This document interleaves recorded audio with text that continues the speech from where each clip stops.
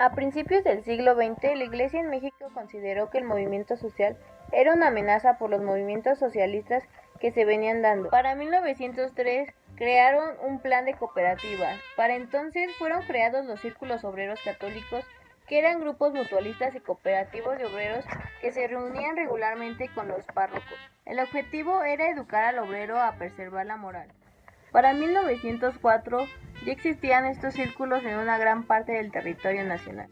En 1910 se formó la Confederación de Círculos de Obreros Católicos, que no aportó mucho beneficio real a las clases obreras, y viendo que carecían de presencia en muchos ámbitos sindicales, decidieron formar en 1911 el Partido Católico Nacional.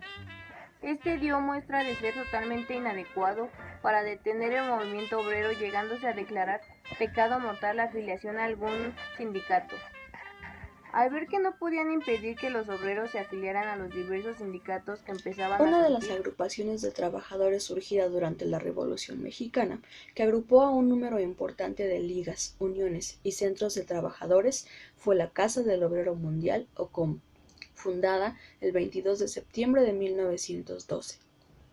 Es aquí donde las ligas, uniones y demás centros se convertirían en auténticos sindicatos. Para 1915, su estructura, funciones, objetivos y principalmente su acercamiento con los caudillos de la Revolución le dieron un matiz de corporación sindical. Así, en el pacto que firmaron con Venustiano Carranza en el mismo año, la COM se comprometía a acelerar el triunfo de la Revolución.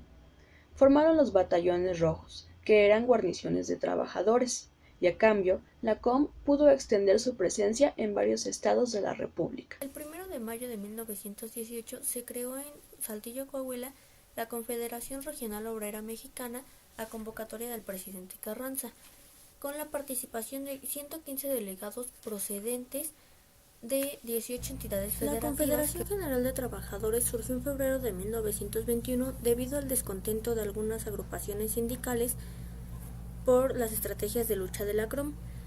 Dentro de las organizaciones que integraban la CGT se encuentran sindicatos pertenecientes a la rama agrícola, la industria textil, la industria tabaquera, el comercio, entre otras.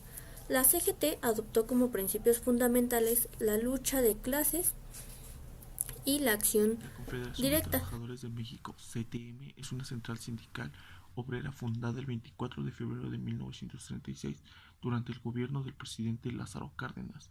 Tiene como antecedente a la Confederación Regional Obrera Mexicana, CROM, la cual los fundadores de CTM estuvieron integrados por espacio de 5 años, de 1924 a 1929, año en el que decidieron retirarse para formar una nueva central. Se constituye en el primer término de la Federación Sindical de Trabajadores del Distrito Decidieron crear otro sindicato. Así, en 1921, la Iglesia comenzó la creación de su propio movimiento obrero.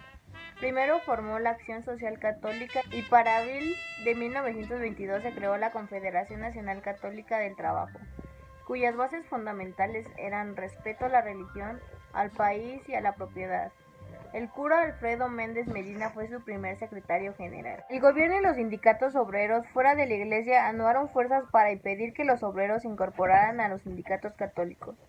Para el 2 de junio de 1926, bajo el gobierno de Calles, se exigió el registro del clero de las iglesias. La Confederación General de Obreros y Campesinos de México se constituyó en junio de 1933, eligiendo para su dirección un Consejo Nacional donde figuraron Fidel Velázquez y Enrique Rangel.